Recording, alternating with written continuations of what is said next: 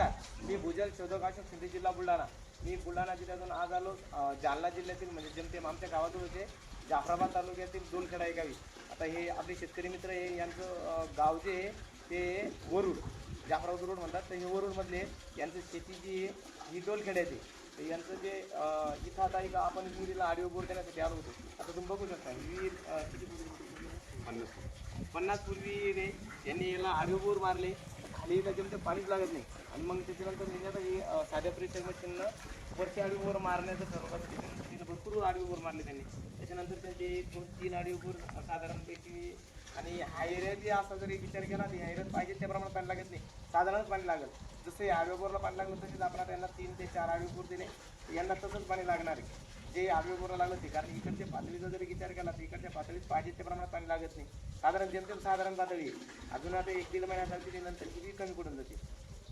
धन्यवाद.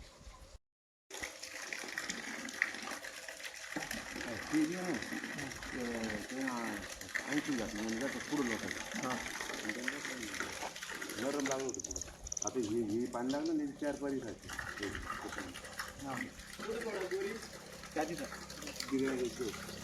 म्हणजे याला किती मारला म्हणते त्याला.